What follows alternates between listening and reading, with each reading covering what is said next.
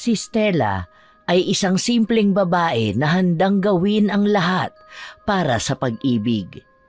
Kahit pa ito'y nangangahulugan ng pakikipaglaro sa mahika. Sa kanyang desperasyon, gumamit siya ng kulam upang maakit ang lalaking matagal na niyang minamahal. Sa simula, tila lahat ng bagay ay perpekto. Naging kanya ang puso ng lalaki at sa wakas ay natupad ang kanyang pangarap na makasama ito. Ngunit habang lumilipas ang mga araw, unti-unting bumibigat ang kanyang damdamin. Napagtanto ni Stella na ang pagmamahal ng lalaki ay hindi totoo. Isang ilusyon lamang na dulot ng kulam. Ang inaasam-asam niyang kaligayahan ay napalitan ng guilt. Nagpasya si Stella na tapusin ang lahat at tanggalin ang kulam, ngunit laking gulat niya nang matuklasang hindi ganun kasimple ang lahat.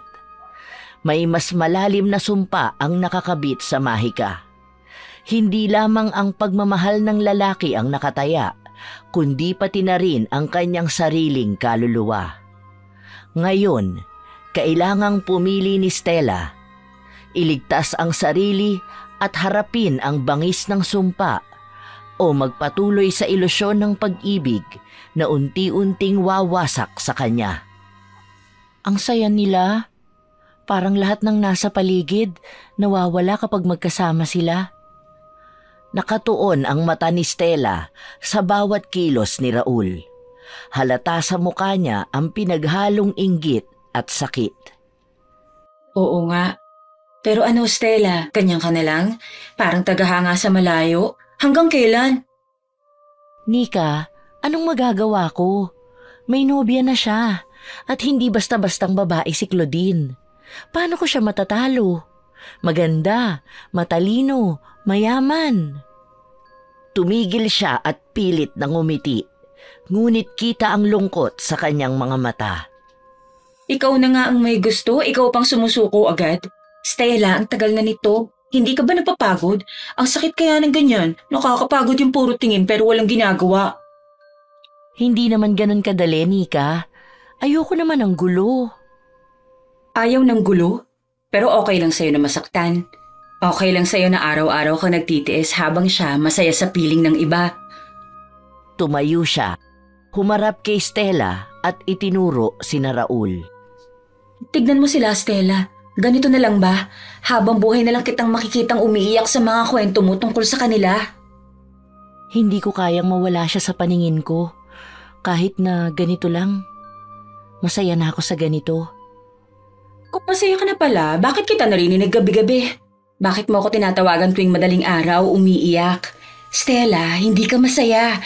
Sinasabi mo lang yan para paniwalain ang sarili mo. Anong gusto mong gawin ko, Nika? Sabihin mo. Buti naman tinanong mo na din. Stella, may kilala ako. Maayos, tahimik magtrabaho. Siguradong resulta. Kilalang ano? Mangkukulam. Stella, magagawa niyang makuha mo si Raul. Hindi mo na kailangan magmakaawa o maghintay. Nika, ano ba yung sinasabi mo? Hindi ako ganyan. Anong klaseng tao ka, martir? Stella, alam mo namang hindi ka lang basta natutuwa kay Raul. Mahal mo siya. Sobra. Kung hindi, hindi ka magpapakaganito.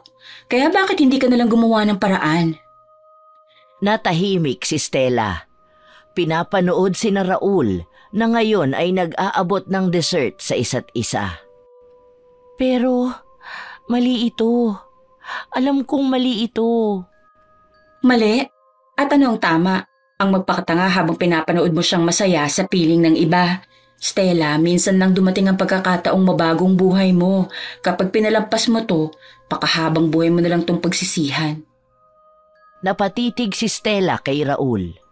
Narinig niya ang malutong na tawa nito na parang tumusok sa kanyang dibdib. Simula kolehiyo ay may nararamdaman na talaga si Stella para sa binatang si Raul. Lihim nga lang ang pagmamahal na meron siya para sa binata dahil may ibang mahal naman ito. Kaya nanatili siyang nagmamahal sa malayo. Yun nga lang, Masakit naman ang puso niya palagi, lalo na sa tuwing makikita niya ang binata na masaya kasama ang girlfriend nito. Magkano? Hindi naman ganun kalaki, pero ang mahalaga, sigurado. Ako na ang bahala sa proseso. Kailangan mo lang magdesisyon. Hindi ko alam, Nika.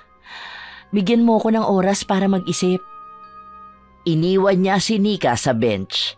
Habang naglalakad siya palayo, ang bigat ng bawat hakbang ay parang lumulunod sa kanya. Sa bahay ni Stella, madilim ang paligid at nakaupo siya sa sofa. Hawak ang lumang litrato nila ni Raul noong magkaklase pa sila sa kolehiyo. Naririnig ang tunog ng ulan sa labas. Tahimik si Stella habang hinahaplos ang mukha ni Raul sa litrato. Paano kita makakalimutan kung araw-araw kitang nakikita? Kung ikaw lang ang laman ng puso ko. Nakaupo siya sa sofa at tumitig sa kisame habang bumabalik sa isip niya ang sinabi ni Nika. Minsan lang dumating ang ganitong pagkakataon, Stella. Kapag hinayaan mo, baka huli na ang lahat. Inikot ni Stella ang litrato sa kamay niya at nakita niya ang sulat kamay ni Raul sa likod. To my best friend, Stella. Ikaw ang inspiration ko. Raul. Napapikit siya at tuluyang bumagsak ang luha sa kanyang mga mata. Best friend lang ako para sa'yo. Biglang nagring ang cellphone niya. Tumatawag si Nika. Oh, Stella, ano na? May desisyon ka na ba? Huminga ng malalim si Stella bago sumagot. Sige, gawin na natin. Ngumiti si Nika sa kabilang linya. Good. Magkita tayo bukas. Dalhin mong picture niya. Binaba ni Stella ang telepono habang ang tingin niya ay nakapako sa litrato ni Raul. Bumalik ang tunog ng ulan sa paligid na parang sumasalamin sa kaguluhan ng kanyang damdamin. Hindi na niya maitatanggi ang excitement na nararamdaman.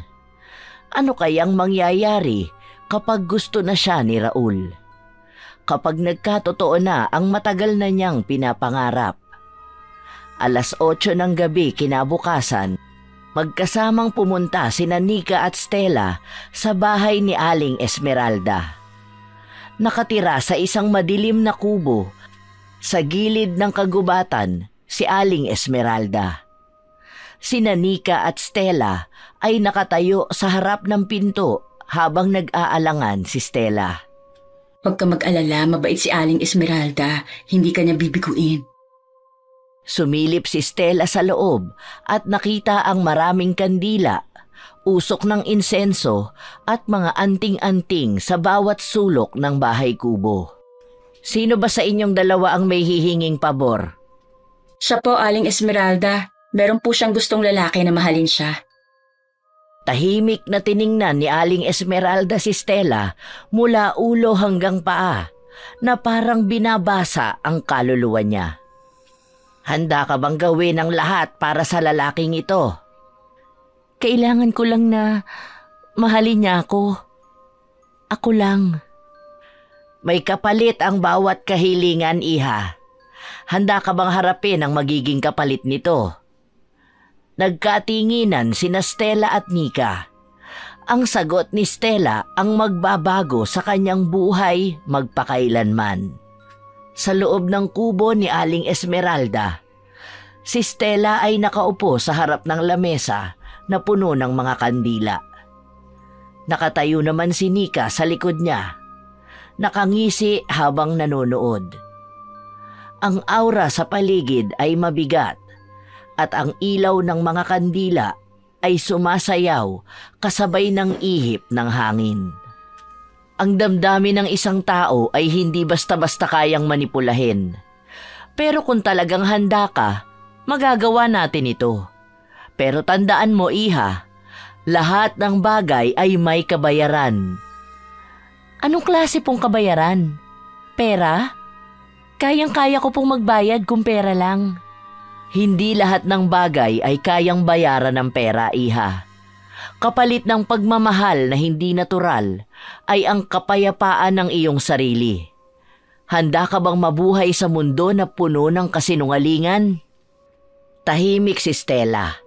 Kita sa mukha niya ang alinlangan, pero nang maalala niya ang masayang mukha ni Raul habang kasama si Claudine, tumigas ang kanyang ekspresyon. Handa ako. Gagawin ko ang lahat para mahalin niya rin ako. Yan ang best friend ko, hindi sumusuko. Kung ganon, magsimula na tayo. Kumuha si Aling Esmeralda ng mangkok at inilagay ito sa gitna ng mesa. Nilagyan niya ito ng tubig na parang kumukulo kahit malamig ang paligid. Naglabas din siya ng mga tuyong dahon, pulang sinulid at isang maliit na banga. Ibigay mo sa akin ang litrato ng lalaki. Iniabot ni Stella ang litrato ni Raul. Kinuha ito ni Aling Esmeralda at dahan-dahang ginupit ang gilid nito gamit ang isang maliit na gunting. Sigurado po ba kayo na magiging maayos ang lahat? Walang bumabalik na hindi buo ang desisyon. Kapag umuo ka na, wala nang atrasan. Huwag ka nang mag-alangan. Ito na ang sagot sa lahat ng iniiyak mo gabi-gabi. Huminga ng malalim si Stella at tumango. Tumango si Aling Esmeralda at kumuha ng itim na kandila. Tingnan mong mabuti ang apoy. Sa apoy na ito, nakataya ang hinaharap mo. Sinindihan niya ang kandila at tila nagbago ang kulay ng apoy. Naging pula. Sabihin mo ang pangalan ng lalaking gusto mong mapa sa iyo. Raul Monteverde. Lumakas ang hangin sa loob ng kubo at ang apoy ay tila nagliyab ng mas malaki. Kumuha si Aling Esmeralda ng pulang sinulid at iniikot ito sa litrato ni Raul. Ito ang tali na magdudugtong sa inyong dalawa. Kapag nabuo ang seremonyang ito, hindi na siya makakalayo sa iyo. Paano naman ang nobya niya? Kapag napasa iyo na ang puso ng lalaki, kusa siyang lalayo sa iba. Perfect! Stella, ito na yun. Hindi ka na matutulog ng luhaan. Nagpatuloy si Aling Esmeralda sa pagbulong ng mga salitang hindi maintindihan ni Stella. Habang ginagawa niya ito, parang lalong bumibigat ang paligid.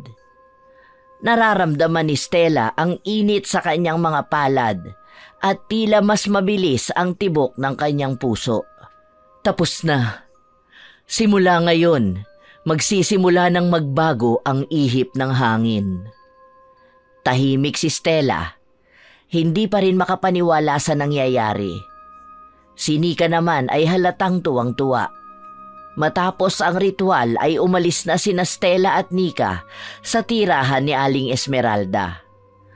Kinabukasan, sa coffee shop kung saan madalas magtagpo sina Raul at Claudine. Si Stella ay nakaupo sa isang sulok. Sinusundan ang bawat kilos ng dalawa. Pero napansin niya ang kakaibang ekspresyon ni Raul. Mukhang iritable ito at hindi masyadong pinapansin si Claudine. Raul, may problema ba? Parang wala ka sa mood ngayon. Wala. Gusto ko lang mapag-isa. Pwede ba? Kita ni Stella ang gulat sa mukha ni Claudine at halata sa mukha nito ang pagkadismaya. Tumayo si Raul at iniwan ito sa mesa. Nakita ito ni Stella mula sa kanyang kinauupuan at hindi niya napigilang ngumiti ng bahagya. Gumagana na. Lumapit si Nika. May hawak na 2 baso ng kape at umupo sa harap niya. O ano na? Sinabi ko na sa'yo, epektibo si Aling Esmeralda eh. Pero parang mali pa rin. Mali? Stella, ano bang gusto mo? Kung ayaw mo, pwede pa natin itigil. Pero mag-isip kang mabuti. Nandyan na yan, huwag mo nang sayangin. Tumayo si Stella. Pinapanood si Raul habang palabas ng coffee shop. Hinabol ito ng kanyang mga mata Ngunit nanatili siyang nakaupo, takot na sundan ito. Kinagabihan, sa bahay ni Stella. Nagising si Stella sa malakas na tunog ng kanyang cellphone. Si Raul ang tumatawag. Nanlaki ang mga mata ni Stella. Nanginginig ang kamay niya habang dinadampot ang cellphone. Raul? Pwede ba kitang makita? Kailangan kita.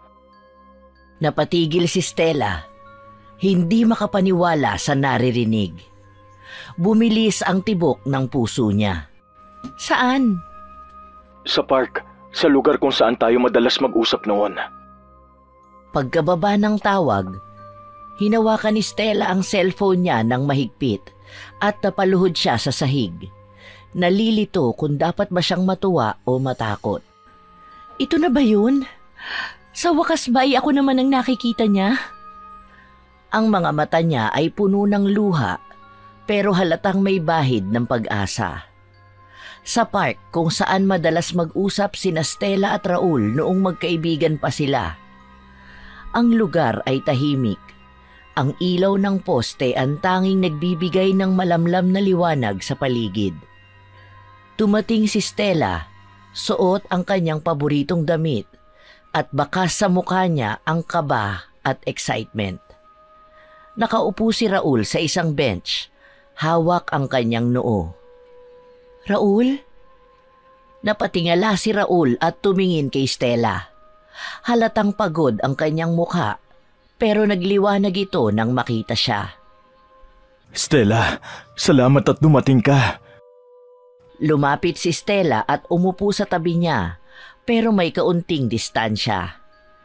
Hindi niya alam kung ano ang sasabihin. Halata ang tensyon sa kanilang dalawa. Anong nangyari? Bakit bigla mo akong tinawagan? May problema ba? May nangyari ba? Tumahimik si Raul ng ilang saglit. Tila nag-iisip kung paano magsisimula. Hindi ko na alam kung ano nangyayari sa akin eh. Pakiramdam ko lahat ng bagay sa paligid ko parang gumuho. Lalo na kay Claudine. Bakit? May problema ba kayo? Oo, hindi ko na maramdaman ang dati kong nararamdaman sa kanya. Parang biglang naglaho. Ewan ko ba, ang labo. Nagpigil ng ngiti si Stella. Ang puso niya ay tumitibok ng mabilis.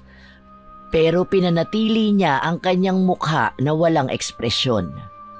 Baka napapagod ka lang. Minsan kasi, kailangan lang ng space para maayos ang lahat. Pero bakit ganito, Stella? Sa lahat ng tao, ikaw ang naisip kong lapitan. Ikaw ang una kong naisip. Halos mabingi si Stella sa sariling tibok ng puso. Pero pinilit niyang maging kalmado. Siguro kasi alam mong lagi ako nandito para sa'yo. Kahit ano pa ang mangyari. Tumahimik ulit si Raul. Tumitig siya sa mga mata ni Stella at tila may hinahanap na sagot. Si Stella naman ay tila hinihintay ang anumang mangyayari. Nagtatago ng matinding emosyon sa likod ng kanyang mga mata. Bakit nga ba palagi kang nandito para sa akin, Stella?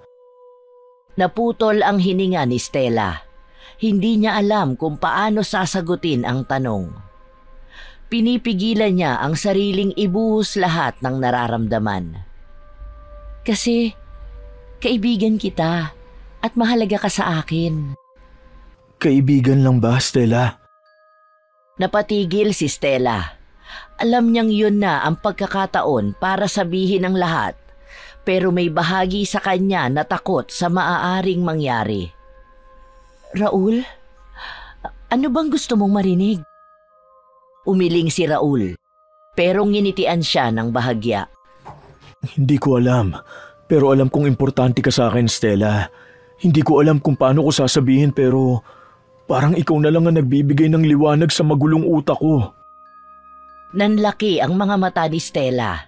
Hindi niya napigilan ang pagluha. Ang mga salitang iyon ay parang musika sa kanyang pandinig. Raul, ibig bang sabihin? Hindi ko alam, Stella. Ang gulo ng lahat eh. Pero alam kong mas komportable ako kapag kasama kita. Parang ikaw lang ang nakakaintindi sa akin. Biglang tumayo si Raul at tumingin sa malayo. Tila naguguluhan. Tumayo rin si Stella at lumapit sa kanya. Hinawakan niya ang braso nito. Pinipigilang lumayo. Raul, kung ano man ang nararamdaman mo, huwag kang matakot. Nandito ako. Hindi kita iiwan. Tumingin si Raul sa kanya. Tahimik silang nagtititigan. Ang paligid ay tila tumigil. Ang tanging naririnig ni Stella ay ang kanilang mga paghinga. Salamat, Stella. Hindi ko alam kung anong gagawin ko kung wala ka. Ngumiti si Stella, pero sa loob-loob niya, isang malaking sigaw ng saya ang pumupuno sa kanya. Alam niyang nagsisimula ng magbunga ang kanyang ginawa. Wala yon, Raul. Lagi ako nandito para sa'yo. Tandaan mo sana yan. Sa labas ng park, habang pauwi na si Stella, kasama niya si Nika na naghihintay malapit sa entrance. Oh, ano nang nangyari? Spill the tea. Mukha kang nanalo sa loto. Hindi pa tapos, pero nararamdaman ko na. Ako na ang nasa isip niya ngayon. Sabi ko sa'yo ang galing ni Aling Esmeralda. Konting tulak na lang, Stella. Sa'yo na talaga si Raul. Oo, konti na lang. Konti na lang talaga. Ngunit habang tahimik na naglalakad pa uwi, hindi niya maiwasang makaramdam ng kaunting kaba. Alam niyang ang lahat ng ito ay isang laro ng kapalaran at hindi niya alam kung paano ito magtatapos. Sa bahay ni Stella, gabing-gabi na, nakaupo siya sa kanyang kama, hawak ang isang maliit na bote ng pulang likido na ibinigay ni Aling Esmeralda. Ang bote ay may kakaibang liwanag na tila humihinga. Tahimik niyang iniisip ang mga nangyari kanina. Naririnig lamang ang mahinang tunog ng orasan at ang kanyang paghinga. Biglang kumatok si Nika at pumasok. Bit-bit ang isang baso ng kape. Oh, bakit ang lalim yata ng iniisip mo? Kausapin mo nga ako bago kakainin ng multo ng konsyensya mo. Nika, tama ba talaga ang ginagawa ko? Hoy, ano na naman yan? Ang drama mo hindi ba itong gusto mo? Si Raul, sa'yo? Oo, gusto ko siya. Gusto ko siyang mahalin ako.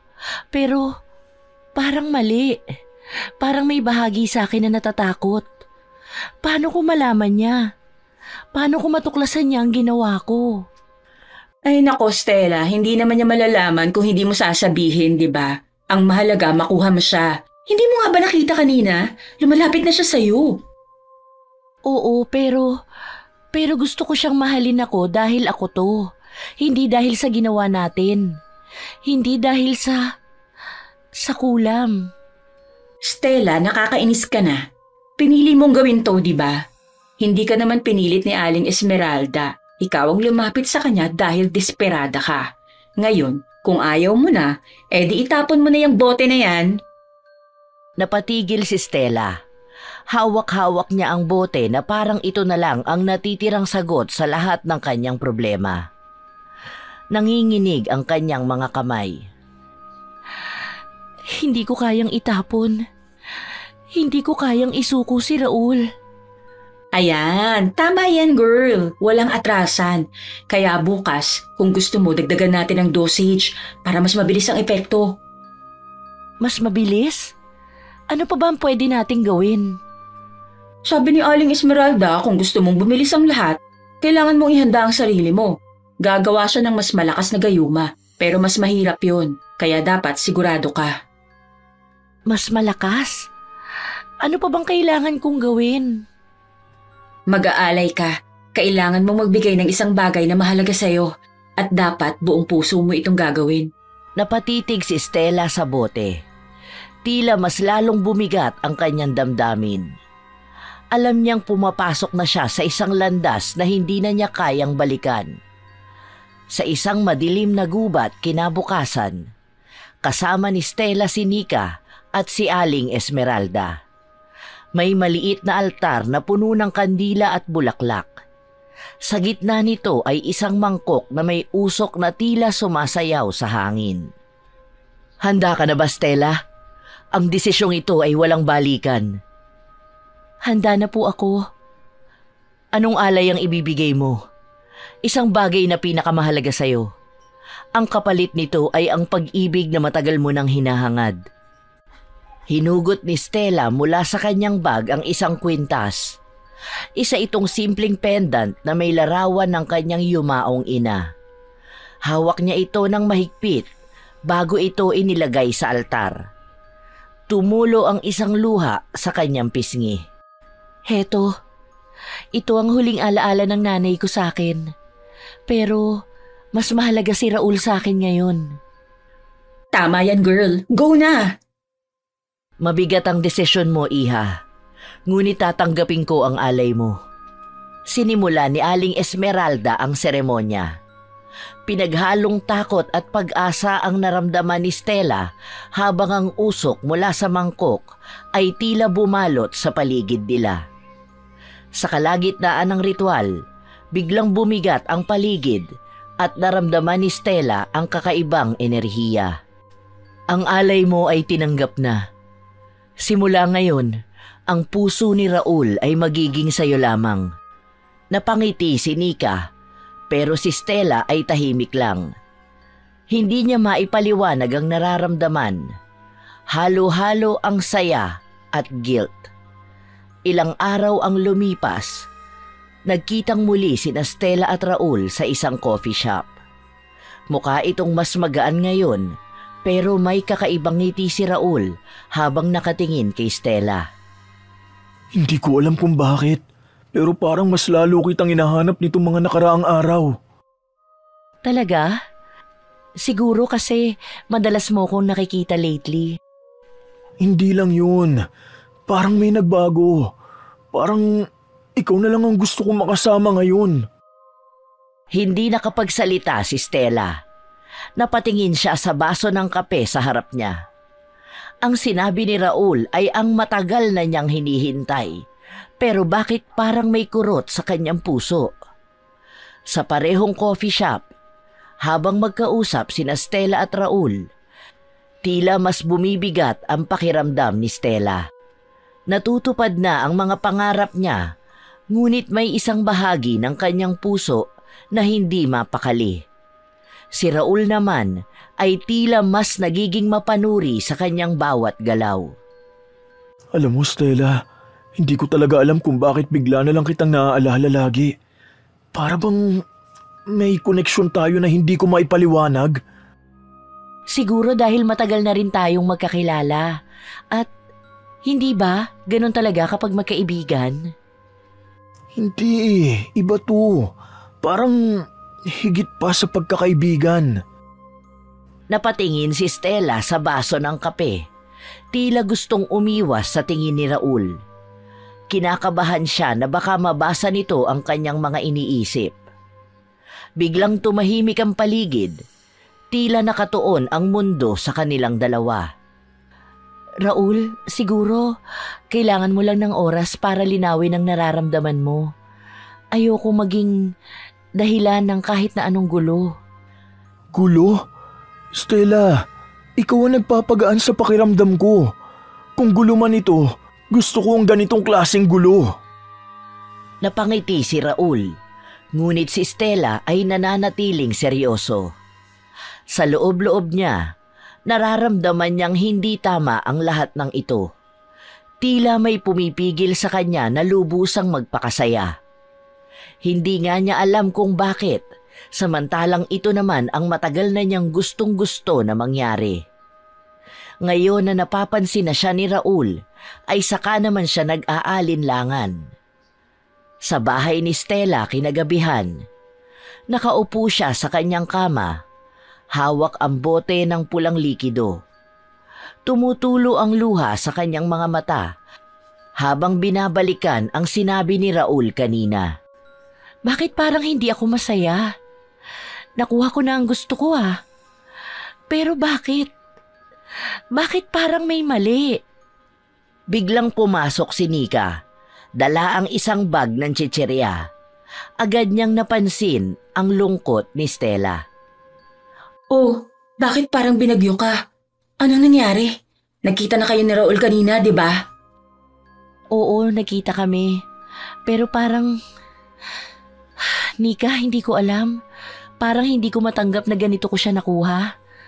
Parang hindi totoo. Hoy, ano ka ba? Ang OA mo. Nakuha mo na nga yung lalaki, nagre-reklamo ka pa. Ano pa bang gusto mo?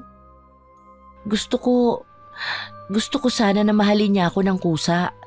Nang walang ganito. Hay naku Stella, wala nang bawian, okay? Kung aatras ka ngayon, masasayang lang lahat ng effort mo. Tanggapin mo na lang na minsan, kailangan mong gumawa ng paraan para makuha ang gusto mo. Pero paano kung malaman niya? Paano kung dumating ang araw na magising siya at malaman ng totoo? Ano na lang ang gagawin ko? Tila nawala ng sagot si Nika. Tahimik silang dalawa habang nakatitig sa bote. Isang linggo ang lumipas. Nagkita muli sina Stella at Raul. Ngunit sa pagkakataong ito, tila maseryoso si Raul. Nagpunta siya sa bahay ni Stella, dala ang ilang bulaklak. Hindi ko akalain na aabot tayo sa ganito. Ako rin. Parang kahapon lang, palaging may pader sa pagitan natin. Napalingon si Stella kay Raul. Ang ilaw ng buwan ay nagpapatingkad sa bawat anggulo ng mukha nito. Tila nagdarasal siya na sana'y tumigil na ang oras. Raul? Lumingon si Raul sa kanya. Saglit silang nagkatitigan. Ang bigat ng mga salita ay nasa hangin. Naghihintay lamang ng tamang sandali upang masambit. Anong iniisip mo? Kung paano ko nagawang maghintay ng ganito katagal. Para lang masabi na mahal kita.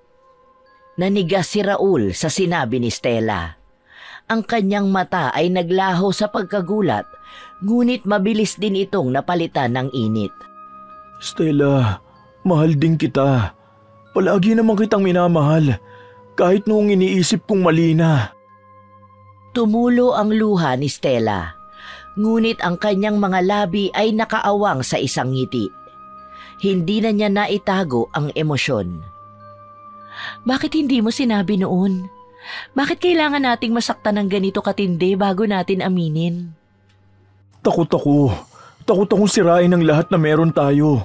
Ang pagkakaibigan natin. Ako rin. Akala ko, sapat na ang pagmamahal ko sa'yo kahit hindi mo ito alam. Pero hindi pala. Gusto kitang makasama, Raul. Hindi bilang isang lihim, kundi bilang isang totoong bahagi ng buhay mo. Tahimik na niyuko ni Raul ang ulo niya. Tila pinipiga ang puso sa naririnig. Pagkatapos ng ilang sandali, tumingin siya kay Stella at hinawakan ang kamay nito. Ramdam ni Stella ang init ng kamay ni Raul at napasinghap siya. Patawad, Stella. Kung pwede lang sana akong bumalik sa nakaraan at ipaglaban ka agad, ginawa ko na. Pero ngayon, gusto kong buuin ang bawat araw na kasama ka. Ang tagal ko nang gustong marinig yan mula sa'yo. Unti-unting naglapit ang kanilang mga katawan. Ramdam ni Stella ang init ng hininga ni Raul sa kanyang balat. Ang kanilang mga mata ay tila nagsasayaw, nagtatapat ng damdamin. May mga bagay tayong kailangang ayusin, Stella. Pero gusto ko, simulan natin ulit. Mula sa simula. Walang lihim, walang takot. Simula? Oo, para bang bagong kwento. Yung bagong tayo. Ano bang gusto mong gawin? Napaisip si Stella. Ngayon lang niya naramdaman ang ganitong kalayaan kasama si Raul. Napuno siya ng saya, ngunit may halong kaba. Gusto ko maglakbay, kasama ka. Kahit saan man tayo magpunta, gusto ko maranasan ang mundo nang ikaw ang kasama ko. Simple lang pala. Simple? Ikaw kaya ang simpleng tao. Ikaw, anong gusto mong gawin? Gusto kitang gawing masaya sa lahat ng pagkakataon. Gusto kong makita kang tumawa ng walang alinlangan. Yun ang pinakagusto kong gawin. Hindi na napigilan ni Stella ang pagtulo ng luha.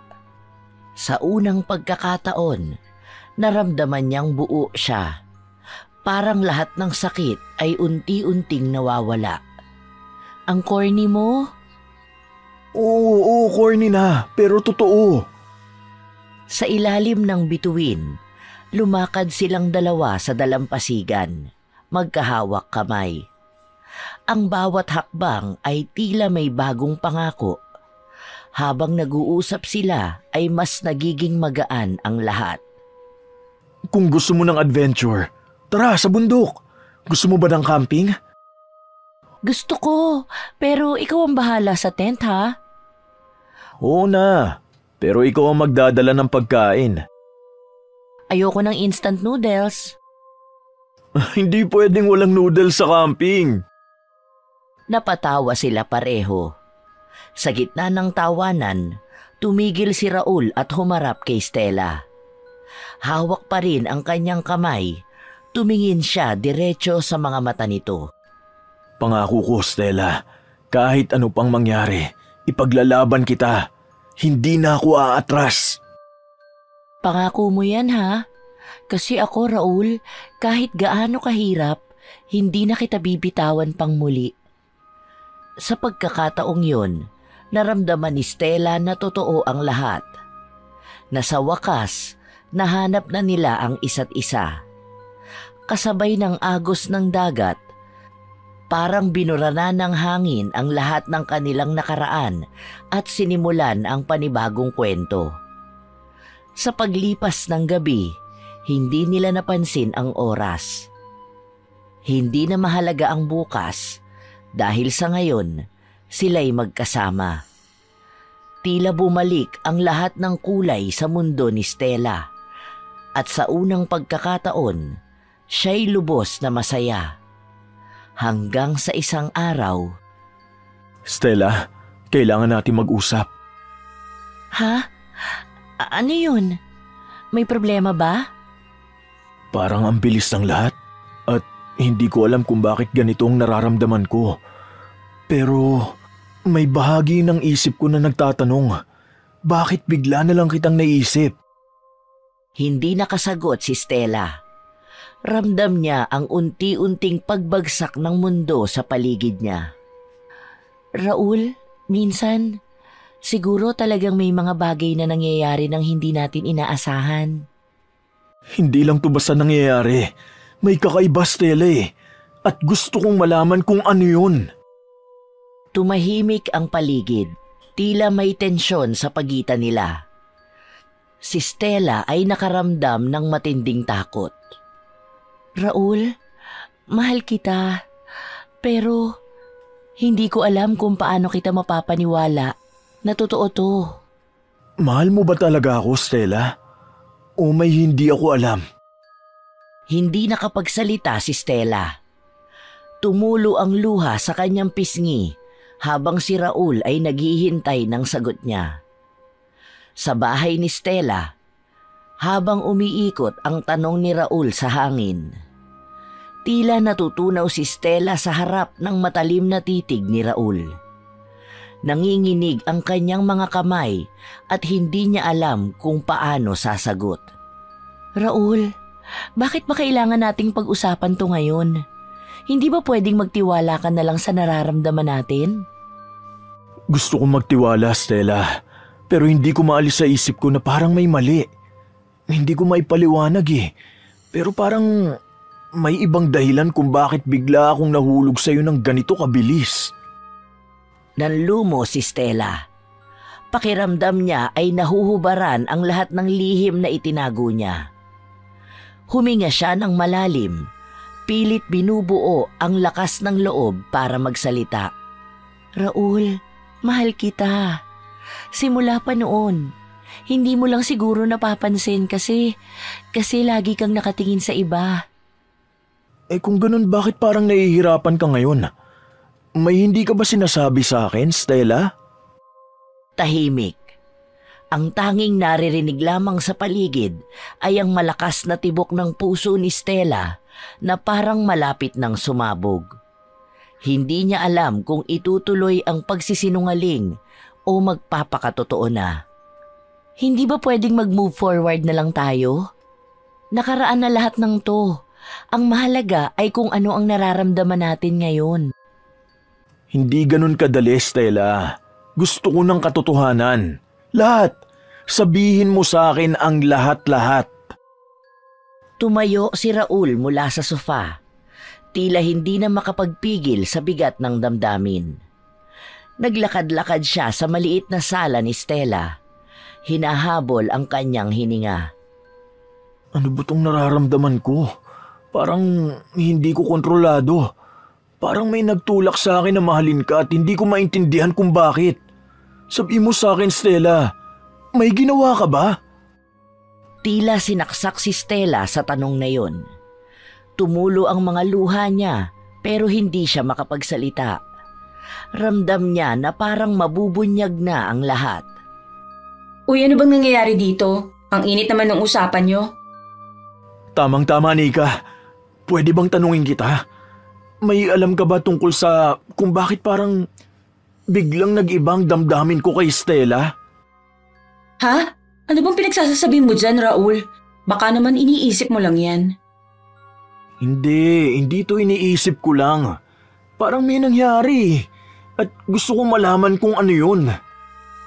Napatitig si Nika kay Stella. Tila nag-aalangan kung sasabihin ang totoo. Si Stella naman ay nakayuko. Pilit itinatago ang guilt sa kanyang mukha. Raul, alam mo naman, minsan talaga ang pagmamahal bigla na lang dumarating, di ba? Baka naman masyado ka lang nag-iisip. Kung ganon, Stella, tignan mo ako sa mata at sabihin mo na walang kahit anong nangyari. Napatingin si Stella kay Raul. Nanginginig ang kanyang labi. Alam niyang hindi niya kayang magsinungaling sa pagkakataong ito. Raul, patawarin mo ko. Nanlaki ang mata ni Raul. Bumigat ang kanyang dibdib sa narinig. Tumayo siya ng diretso, naghintay ng paliwanag. Anong ibig mong sabihin? Hindi ko sinasadya. Hindi ko gustong ganito ang mangyari. Pero napagod na akong mahalin ka mula sa malayo. Kaya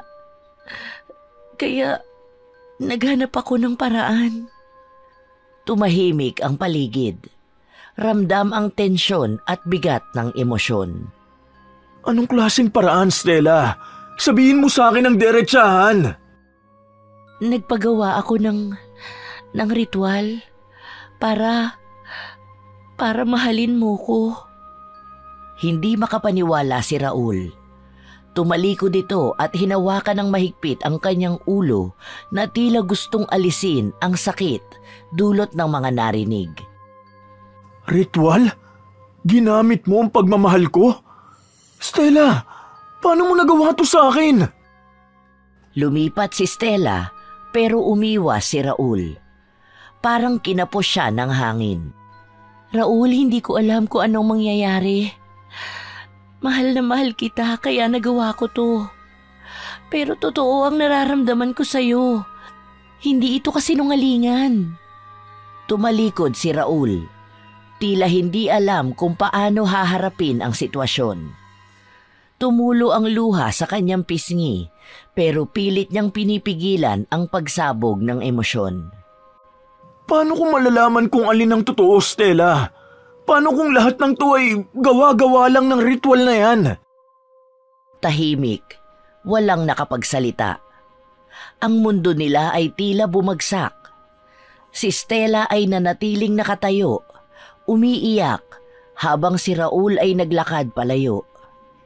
Sa labas ng bahay ni Stella, madilim ang paligid, tanging ilaw ng buwan ang nagbibigay liwanag sa nag-uumpugang damdamin ni Stella at Raul. Tahimik si Raul habang papalayo at si Stella ay pilit siyang pinipigilan. Raul, huwag kang umalis. Pakinggan mo muna ako. Ayusin natin to. Please, mahal kita. Hindi ganun kadali, Stella. Hindi mo naiintindihan kung anong nararamdaman ko ngayon. Raul, ginawa ko to dahil mahal kita. Dahil sa sobrang sakit na lagi kang napapabilang sa iba habang ako nandito lang, tahimik na nasasaktan. Tumigil si Raul. Humarap siya kay Stella, ngunit ang galit at sakit sa kanyang mukha ay kitang-kita. At anong nangyari? Binago mo ang lahat para sa sarili mo? Para maging masaya ka kahit hindi totoo ang nararamdaman ko? Stella, niloko mo ko. Pinilit mong baguhin ang bagay na dapat kusa akong maramdaman. Raul, totoo ang pagmamahal ko. Hindi mo ba yun nararamdaman? Kahit papano, hindi ka ba naging masaya? Kahit sandali? Masaya? Oo, pero ngayon hindi ko na alam kung ano ang totoo. Paano ko paniniwalaan ang sarili kong damdamin kung alam kong may ginawa kang ganito? Hindi makapagsalita si Stella. Tumulo ang luha niya ng sunod-sunod, ngunit hindi niya kayang itanggi ang katotohanan. Kailangan ko ng oras, Stella. Kailangan kong intindihin kung ano nangyari. Pero hindi ko alam kung kaya pa kitang tingnan na katulad pa rin ng dati. Raul, huwag kang sumuko sa atin. Alam ko nagkamali ako, pero kaya kong itama lahat ng to. Bigyan mo ko ng pagkakataon. Hinawakan ni Stella ang braso ni Raul, ngunit dahan-dahan niya itong inalis. Patawarin mo ako, Stella, pero hindi ko pa kaya magpatawad ngayon. Sa ngayon, mas mabuti nang magkalayo tayo. Tumalikod si Raul at naglakad na palayo. Naiwang nakatayo si Stella, umiiyak at nawala na ng pag-asa. Bumagsak siya sa lupa. Hawak ang dibdib na tila pinupunit ng sakit. Kinabukasan sa bahay ni Nika, pulang-pula ang mga mata ni Stella dahil sa kaiiyak buong gabi. Nagpunta siya sa bahay ni Nika upang maglabas ng sama ng loob. Grabe Stella, anong nangyari sa'yo? Parang hindi ka natulog.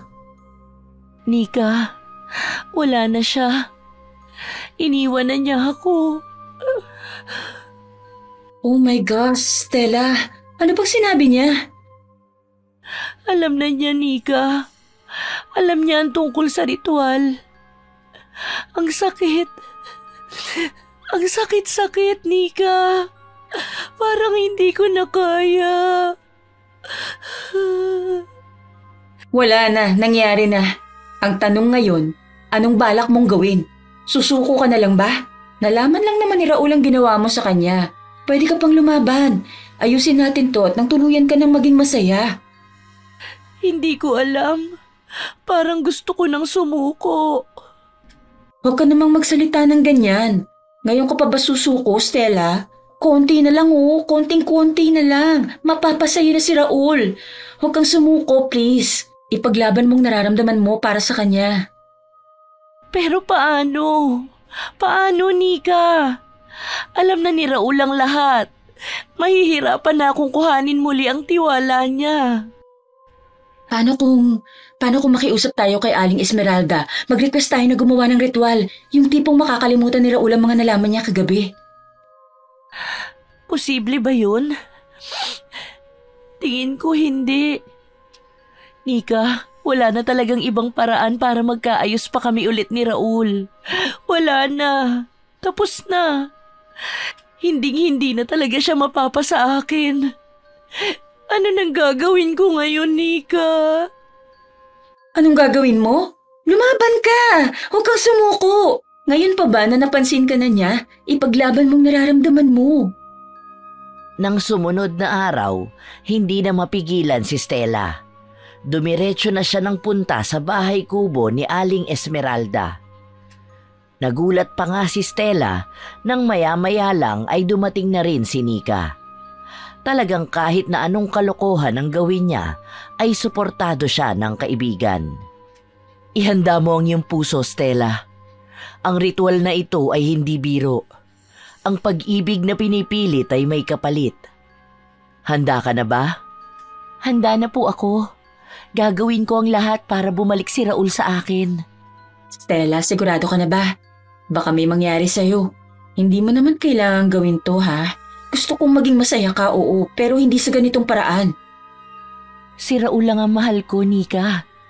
Hindi ko na kayang makita siyang kasama ng iba. Kailangan kong gawin ito. Tumango si Aling Esmeralda. Sabay kuha ng isang itim na bote ng langis. Ibinuhos niya ito sa paligid ng bilog at ang malakas na amoy ay agad bumalot sa kwarto. Mga nilalang ng hangin at lupa, ng tubig at apoy, dinggin niyo ang tawag ng isang pusong wasak. Dalhin niyo ang pagmamahal pabalik sa nagmamay-ari nito.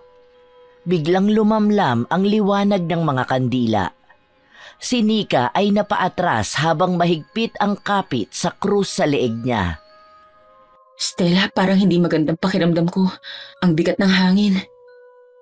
Hayaan mo, Nika. Tiwala lang tayo kay Aling Esmeralda. Mula sa isang kahon, kinuha ni Aling Esmeralda ang isang alambre na hugis puso. Binalot niya ito ng pulang sinulid habang patuloy ang kanyang dasal. Sa sinulid na ito, itinatali ko ang tadhana. Sa apoy na ito, sinisiguro ko ang pagmamahalan. Kinuha niya ang isang kandila at sinindihan ang puso na nasa alambre. Biglang may narinig na tunog ng hangin sa paligid. Parang nararamdaman ko siya. Bakit parang umiinit ang paligid? Ano po itong nangyayari? Ito ang tanda na tumutugon ng mga nilalang. Stella, hawakan mo ang rosas. Sabihin mo ang pangalan ni Raul paulit-ulit. Agad na hinawakan ni Stella ang rosas kahit nararamdaman niya ang mga tinik nito. Nanginig ang kanyang boses habang sinisimulan niyang tawagin ang pangalan ni Raul. Raul, Raul, Raul. Habang paulit-ulit niyang sinasabi ang pangalan, biglang umuga ang lupa. Natumba si Nika at ang mga kandila ay nagsimulang magningas ng mas maliwanag. Stella, tama na! Sobra na to! Raul, bumalik ka sa akin. Pakiusap. Tingnan mo siya. Siya na! Agad na napalingon si Stella, ngunit walang tao sa likod niya. Sa halip, isang anino ang unti-unting nabubuo. Ano yan, Stella? Hindi na to tama! Tama na! Raul, ikaw ba yan? Ngunit bago pa siya makalapit, biglang naglaho ang anino at ang paligid ay nagbalik sa normal. Ang mga kandila ay muling lumiwanag ng tama, ngunit si Stella ay nanatiling nakatulala. Hindi sapat ang ritual. May pumipigil sa kanya. Kailangan nating ulitin, ngunit mas malakas na orasyon ang kakailanganin. Huwag na, Stella. Tumigil ka na. Hindi na tama ito. Tama ng pagmamakaawa mo kay Raul. Kung mahal ka niya, hindi mo na kailangan gawin to. Hindi ba't ikaw ang nagsabi sa akin na gawin ito? Ikaw ang nagtulak sa akin na kulamin si Raul para magustuhan na niya ako. Ano pa pong kailangan kong gawin, Aling Esmeralda? Sabihin mo sa akin. Ang tanong, anak, hanggang saan ang kaya mong isakripisyo para sa kanya? Naging tahimik ang silid at si Stella ay nanatiling nakayuko. Hawak pa rin ang nalalantang rosas. Ngayon hintayin mo na lang kung kailan tatalab ang kulam na ginawa natin. Maraming salamat po sa lahat ng naitulong niyo sa akin, Aling Esmeralda. Hindi ko po ito makakalimutan. Pagkatapos ng ritual, umuwi na si Stella sa kanyang bahay. Nanatili lang siyang nakakulong sa kanyang bahay para siyang walang buhay sa sobrang lungkot na kanyang nadarama. Ilang araw na ang lumipas pero ganito pa rin ako. Parang walang silbi. Paano ko pa ba ito itutuloy? Tumunog ang pinto. Napatingin si Stella, ngunit hindi agad tumayo. Tumunog muli ang pinto. Mas malakas. Stella, buksan mong pinto. Alam kong nandyan ka. Dahan-dahang tumayo si Stella at binuksan ang pinto. Si Nika ay nakapayong at may dalang isang paper bag. Anong ginagawa mo rito? Huwag mo ko matanong-tanong ng anong ginagawa mo dito. Kita mo nga, basang-basa na ako. Ano ba to? Parang haunted house dito sa bahay mo. Magbukas ka nga ng ilaw. Sinundan ni Stella si Nika habang binubuksan nito ang ilaw. Tiningnan ni Nika ang paligid. Puno ng mga baso at pinagkainan na hindi pa nahuhugasan. Ano ba naman to, Stella? Ganyan ka na ba talaga? Hindi ka na naliligo, hindi ka pa naglilinis. Ang gulo-gulo mo na. Ang gulo ng buhay mo. Wala akong gana, Nika. Hayaan mo na lang muna ako pakiusap. Hayaan? Stella, ilang araw na akong nagpapasensya. Pero hindi kita hahayaang sirain ang sarili mo ng ganito. Tama na, ha? Walang imik si Stella. Tumulo ang isang luha mula sa kanyang mata, pero pinunasan niya rin ito agad. Kumain ka na muna. Nagdala ako ng pagkain. Kung ayaw mong gumalaw, sige. Ako na lang ang maglilinis ng bahay mo. Salamat, Nika. Pero gusto ko lang mapag-isa sa ngayon. Hindi mo kailangan mapag-isa, Stella. Ang kailangan mo kung mawala ka dyan sa lungkot na nararamdaman mo. Kaya bumangon ka. Mag-ayos ka. Lumabas tayo. Wala akong lakas, Nika. Paano kung makita ko siya? Paano kung makita ko si Raul na masaya habang ako ganito? Napatigil si Nika. Tumabi siya kay Stella. Hawak ang balikat nito. Stella, hindi mo makokontrol ang buhay ng ibang tao. Pero makokontrol mo ang sarili mo. Kaya tigilan mo ng pagpaparusa sa sarili mo. Kung hindi mo sisimulan ngayon, kailan pa? Tahimik si Stella. Bumuntong hininga siya at tumayo ng dahan-dahan. Tumingin siya kay Nika. Sige, pero bigyan mo muna ako ng oras. Yan ang gusto kong marinig. Sa park, gabi.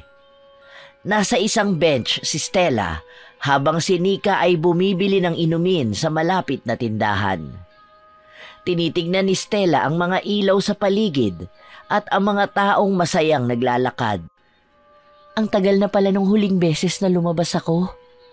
Ang daming tao, ang daming masaya. Pero ako, bakit parang hindi ko maramdaman yun? Lumapit si Nika. May dalang 2 tasa ng kape. Inabot niya ang isa kay Stella.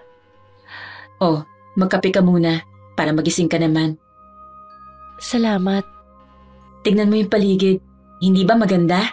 Kahit gabi na, buhay pa din ang mundo. Oo nga, parang hindi ko na nga naisip to. Lagi kasi ako nakakulong sa bahay. O ayan, nakakahinga ka na. Pero, alam mo Stella, hindi ibig sabihin niya na dahil nasaktan ka, titigil ng mundo para sa'yo. Tuloy-tuloy lang yan, kaya dapat ikaw din gumalaw ka na uli. Alam ko naman yun, Nika. Pero ang hirap.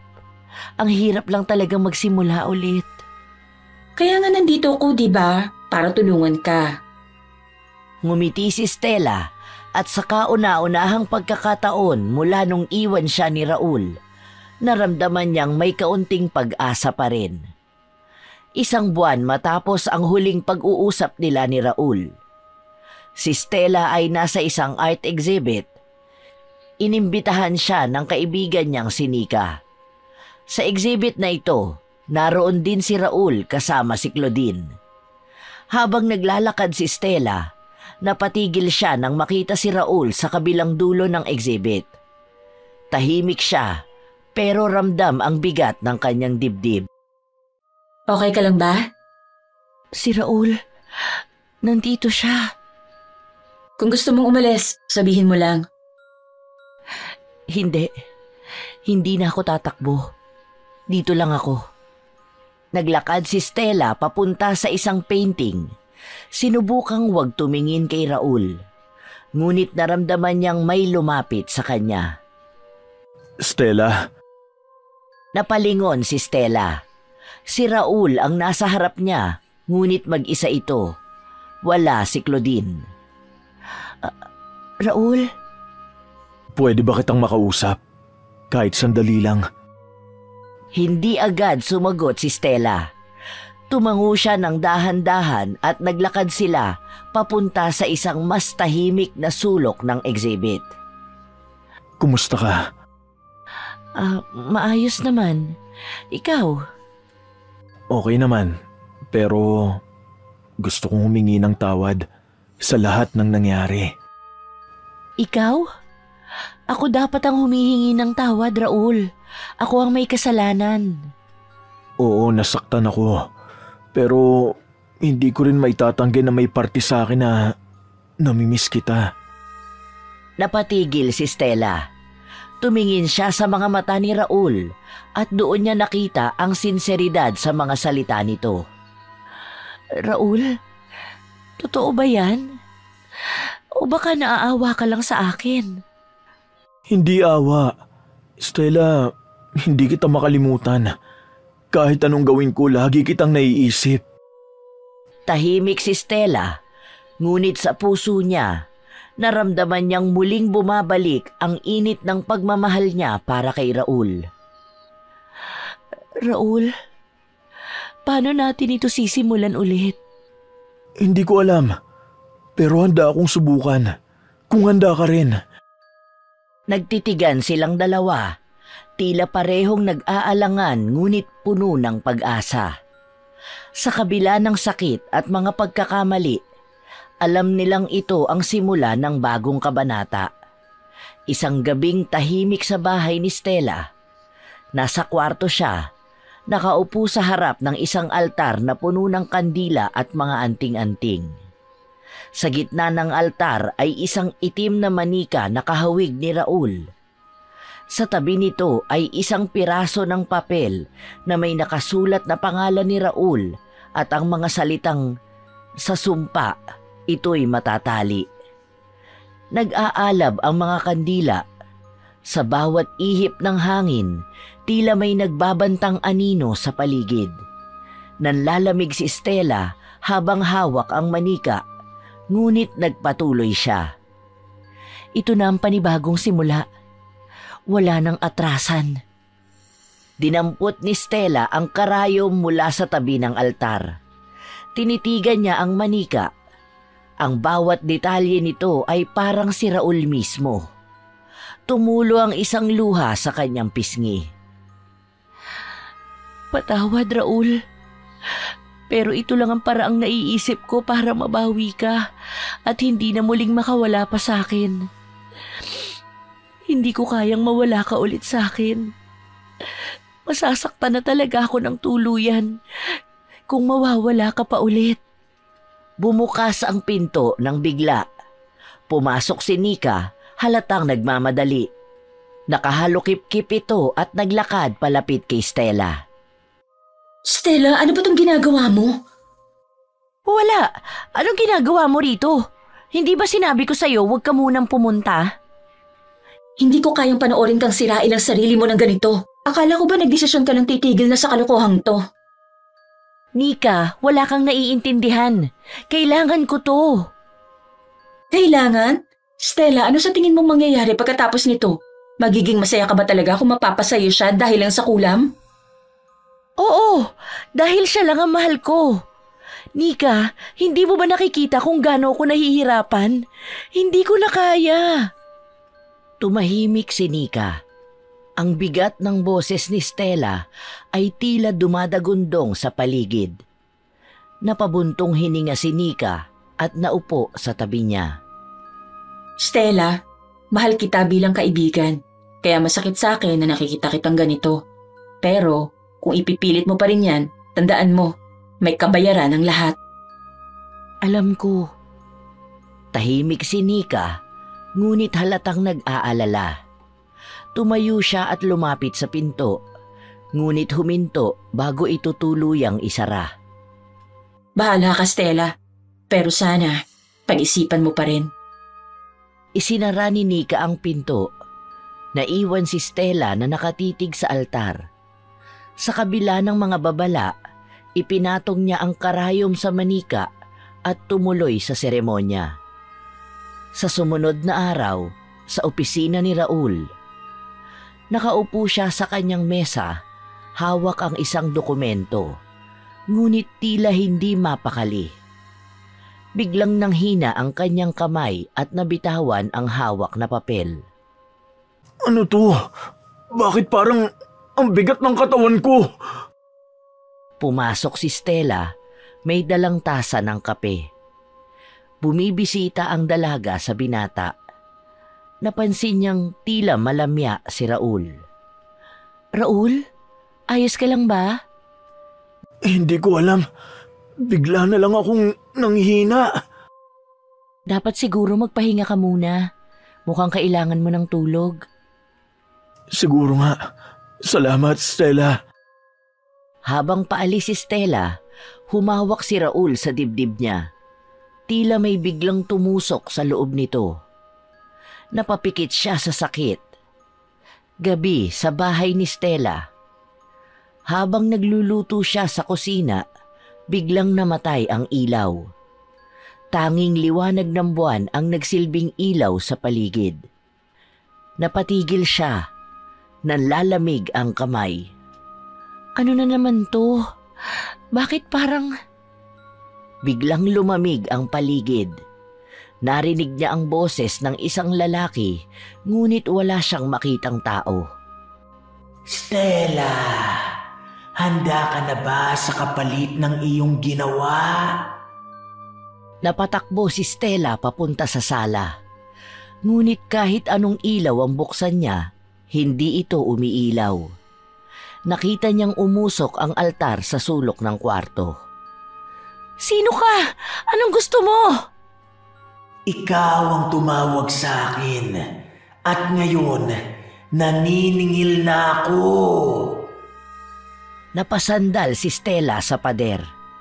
Ramdam niya ang bigat sa dibdib at ang malamig na pawis sa noo. Tumutulo ang luha niya habang nagmamakaawa. Hindi! Ayoko na! Paano ko ititigil to? Hindi mo na maibabalik ang ginawa mo. Ang kulam na isinumpa mo kay Raul ay babalik sa iyo ng mas matindi pa. Biglang naglaho ang boses. Naiwan si Stella, nakahandusay sa sahig, humihingal at umiiyak. Kinabukasan, sa simbahan, lumapit si Stella sa altar, hawak ang isang rosaryo. Nakaluhod siya, nanginginig at umiiyak. Patawad, Panginoon. Hindi ko alam na ganito ang mangyayari. Sana po mapatawad ninyo ako. Lumapit ang isang pari sa kanya. Hinawakan ang kanyang balikat. Anak, mukhang mabigat ang pinagdadaanan mo. Gusto mo bang mag-usap tayo? Opo, Father. Kailangan ko po ng tulong. Nag-usap sila ng pari. Ipinaliwanag ni Stella ang lahat ng nangyari mula sa pagmamahal niya kay Raul hanggang sa pangkukulam niya rito. Habang nagsasalita siya, tila gumagaan ang pakiramdam niya. Ngunit alam niyang hindi sapat ang pag-amin sa ginawa niya. Makalipas ang ilang araw, pilit na tinanggal ni Stella ang kulam sa tulong ng isang albularyo. Ngunit bawat hakbang ay tila lalo lamang nagpahirap sa kanya. Sa bawat seremonya, ramdam niya ang bigat ng kanyang kasalanan. Anak, handa ka bang harapin ang anumang kapalit nito? Ang pag-ibig na pilit mong inangkin ay hindi kailanman magiging sayo ng walang sakripisyo. Gagawin ko ang lahat. Ayoko na ng ganito. Nagpatuloy ang ritual. Ngunit sa kalagitnaan nito, naramdaman ni Stella ang tila apoy na lumalamon sa kanyang katawan. Napasigaw siya sa sakit, habang hawak ng albularyo ang isang rosaryo at dasal ng dasal. Hindi ko na kaya! Anak, tiisin mo! Malapit na! Hanggang sa isang malakas na pagsabog ng liwanag ang pumuno sa paligid. Napahandusay si Stella, humihingal ngunit buhay. Tila nawala ang lahat ng bigat sa kanyang katawan. Ngunit sa kabila nito, alam niyang hindi na magiging katulad ng dati ang lahat. Nagising siya kinabukasan, ngunit wala nang sumpa sa pagitan nila ni Raul. Ang problema, wala na rin ang pag-asa niyang mahalin siya nito.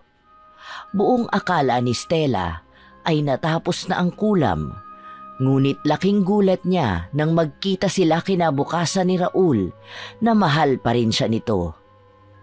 Imposibleng totoo ang nararamdaman nito, kaya natitiyak niyang hindi naging matagumpay ang ritual na ginawa nila para bawiin ang kulam na ipinagawa niya noon kay Aling Esmeralda. Oh, napabisita kang muli.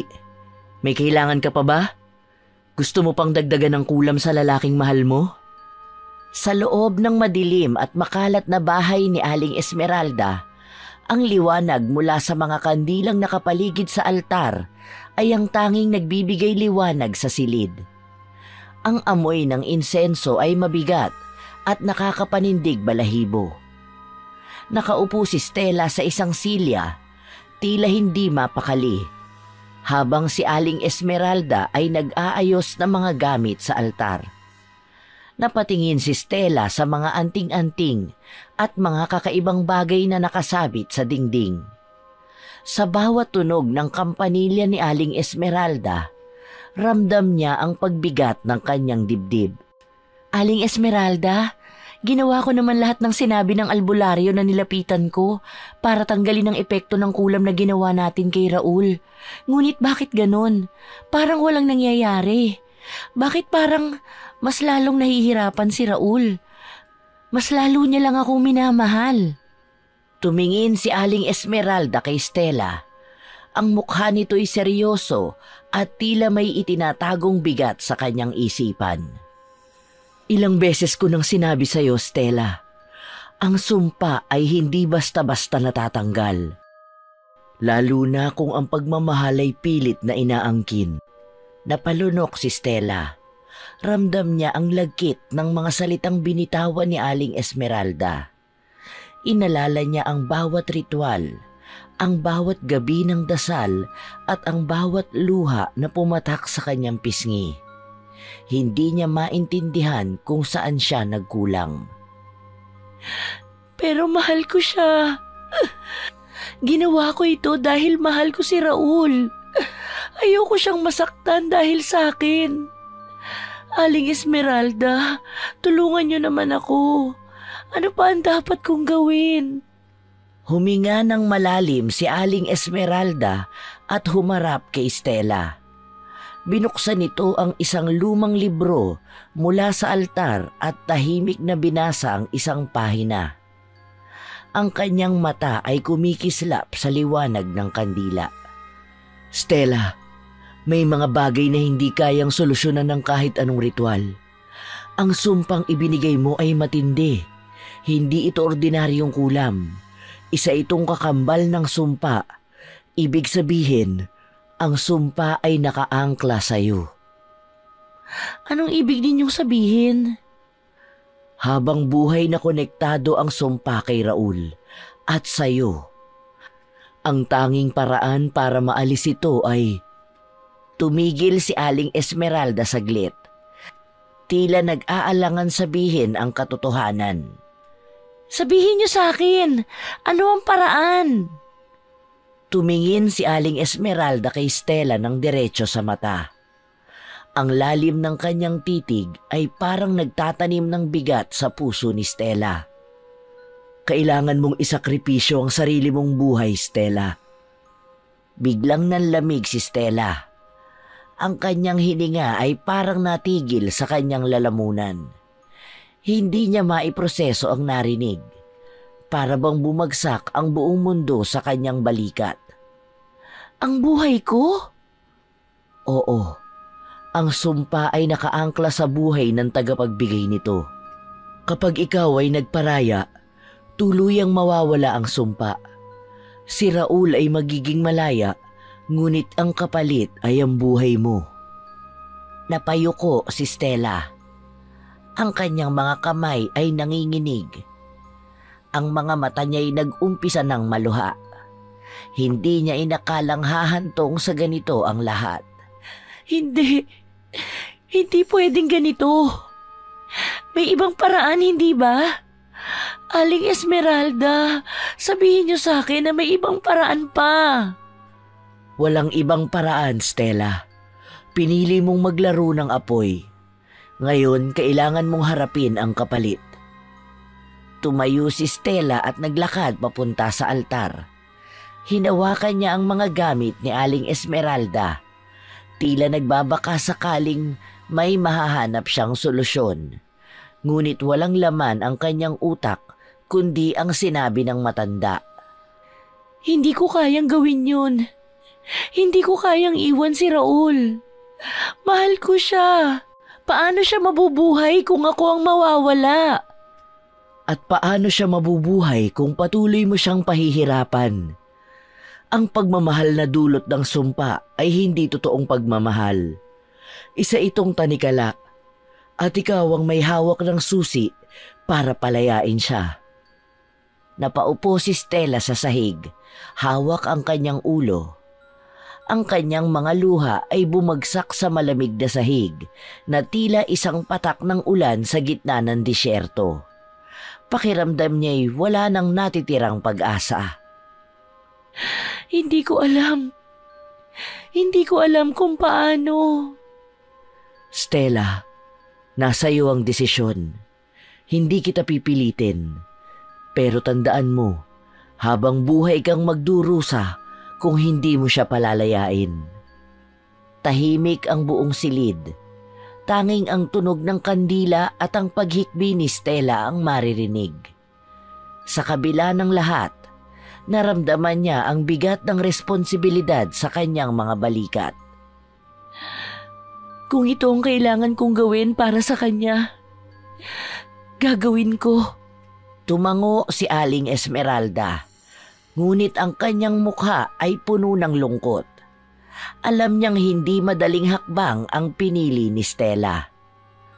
Maghanda ka, Stella. Ang pagsasakripisyo mo ay kailangang maging taos-puso. Walang pagdududa, walang pag-aalinlangan. Ang pinakamaliit na pagkakamali ay maaaring magdulot ng mas malaking kapahamakan. Tumayo si Stella, pinahid ang mga luha.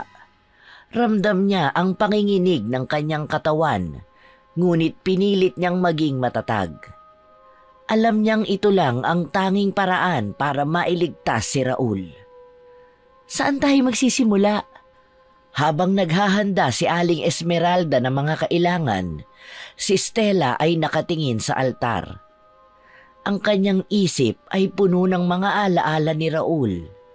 Ang ngiti nito, ang kanyang halakhak, ang mga panahong magkasama sila. Sa kabila ng sakit, naramdaman niyang tama ang kanyang desisyon. At sa gabing yun, sa ilalim ng liwanag ng buwan at kandila, nagsimula ang paghahanda ni Stella para sa pinakamalaking sakripisyo ng kanyang buhay. Pakiusap, Aling Esmeralda. Sabihin mo naman kay Nika kung gaano ko pinagsisisihan ang mga naging desisyon ko. Kinakain na ako ng matinding guilt na nararamdaman ko, kaya para matapos na ang lahat, isasakripisyo ko na ang buhay ko. Gusto kong maging malaya na si Raul sa akin. Pero kaya mo ba talagang isakripisyo ang sarili mo? Stella, pag-isipan mong mabuti. Buo na po ang desisyon ko. Sa maikling panahon, naranasan kong maging masaya. Naranasan ko ang pagmamahal ni Raul na kailanman ay alam kong hindi ko mararanasan kung hindi ko ginawa ang bagay na ginawa ko. Nalulungkot ako para sa'yo. Alam ko naman na kaya mo lang ginawa ito ay para maranasan mo kung paano mahalin. Opo, pero naranasan ko na rin naman kung paano mahalin ni Raul, kaya kontento na po ako. Sana noon ko pa po natutunan kung paano maging kontento sa lahat ng meron ako. Sana hindi na kami umabot sa puntong ito. Nagsisisi man ako. Huli na. Patawarin mo ko, Stella, kung wala na akong maitulong sa'yo para mailigtas ka. Ayos lang po, Aling Esmeralda. Nauunawaan ko po. Pakisabi nga din po pala kay Raul na mahal ko siya at hindi ko siya makakalimutan. Na siya lang ang lalaking para sa akin. Siya lang ang lalaking mamahalin ko anuman ang mangyari. Sa masukal na kagubatan, ang altar ay napapalibutan ng mga kandila.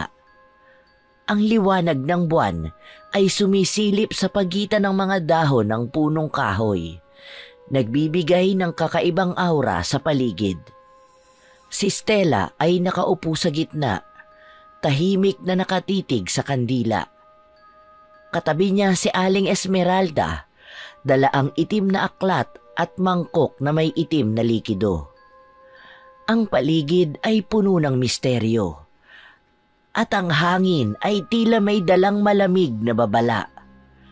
Tahimik ang kagubatan, maliban sa huni ng mga kuliglig at ihip ng hangin.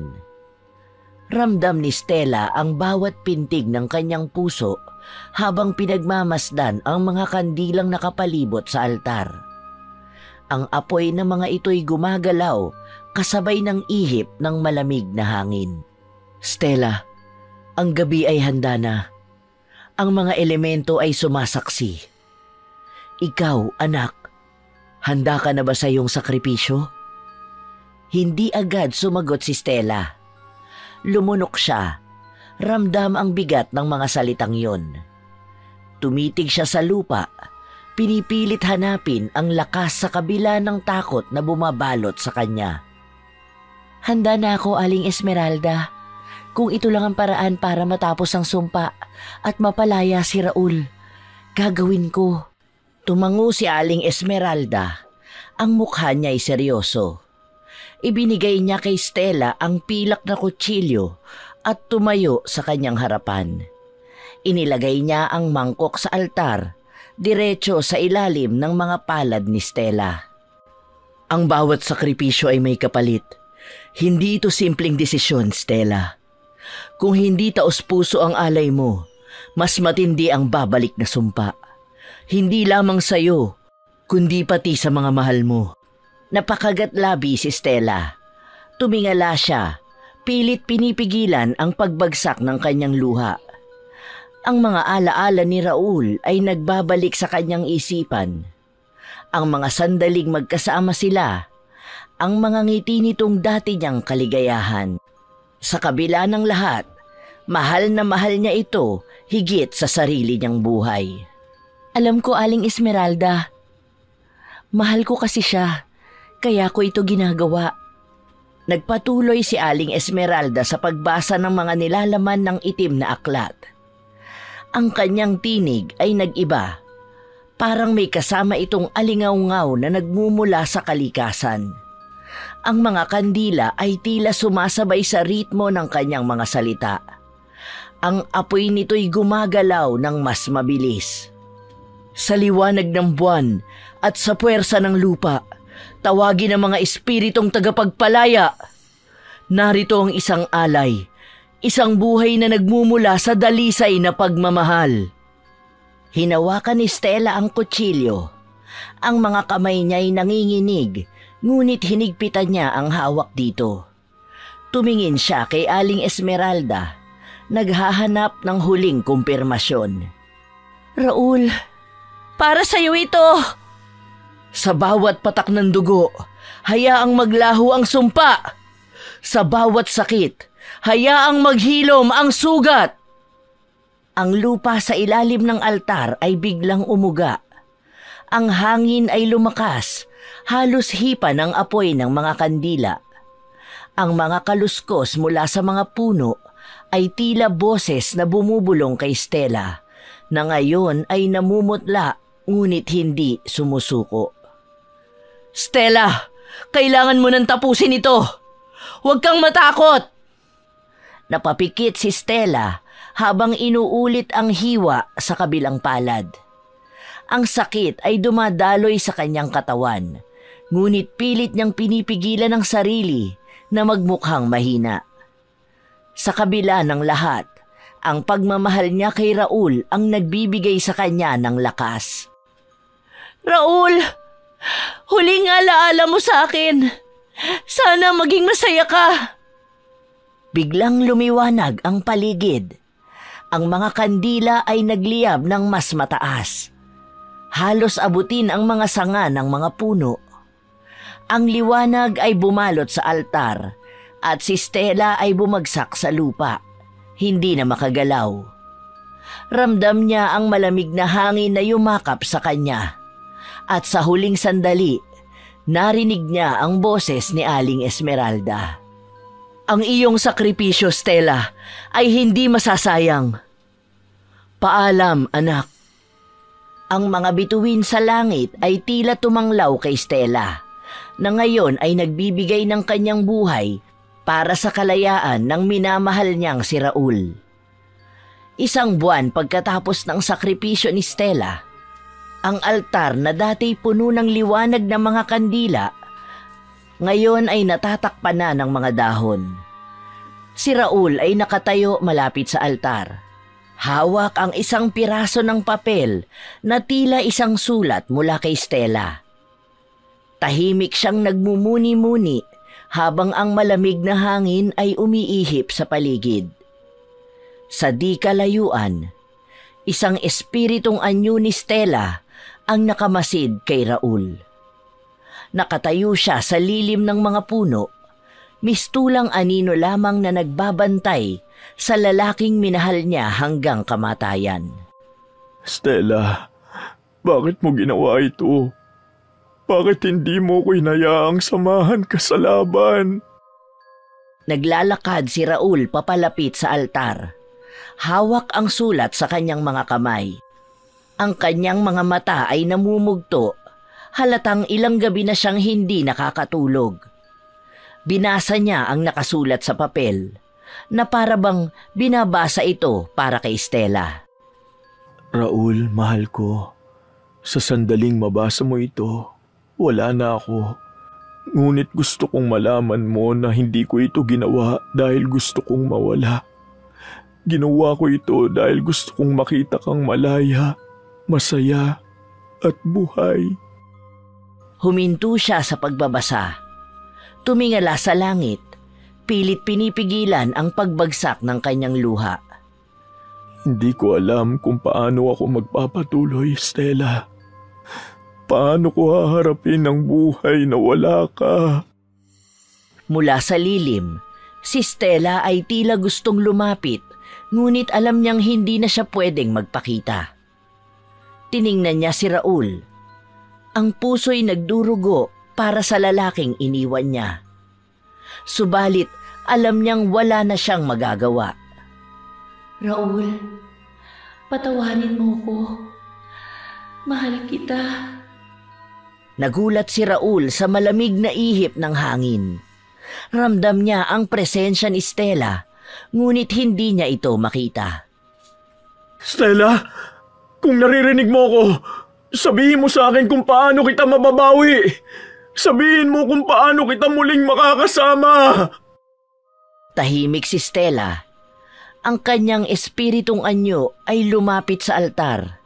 Tumingin sa papel na hawak ni Raul, ngunit hindi niya ito maabot. Ang bigat ng kanyang sakripisyo ay ramdam na ramdam niya. Hindi mo na ako mababalikan, Raul. Ang sumpa ay napawi na. Ngunit ang kapalit ay ang pagkawala ko sa mundo. Umupo si Raul sa tabi ng altar. Hawak pa rin ang sulat ni Stella. Hindi niya alam kung paano sisimulan ang buhay nang wala si Stella. Sa kanyang isipan, bumabalik ang mga alaala nilang dalawa. Ang mga tawa, ang mga yakap, ang mga halik. Lahat ng iyon ay parang isang panaginip na hindi na niya muling mararanasan. Kung may paraan lang, Stella. Kung may paraan lang para maibalik ka sa akin. Sa kabila ng kanyang pighati, biglang lumitaw si Aling Esmeralda mula sa dilim. Dala ang kanyang itim na aklat. Ang kanyang presensya ay tila isang aninong dumudurog sa tahimik na gabi. Raul, hindi mo na mababawi si Stella. Ang kanyang sakripisyo ay permanente na. Ngunit maaari kang mabuhay ng may karangalan. Dala ang pagmamahal niya sa iyong puso. Napatingin si Raul kay Aling Esmeralda, puno ng galit at hinanakit. Bakit mo hinayaan itong mangyari? Hindi ko kailangan ng kalayaan kung ang kapalit nito ay si Stella!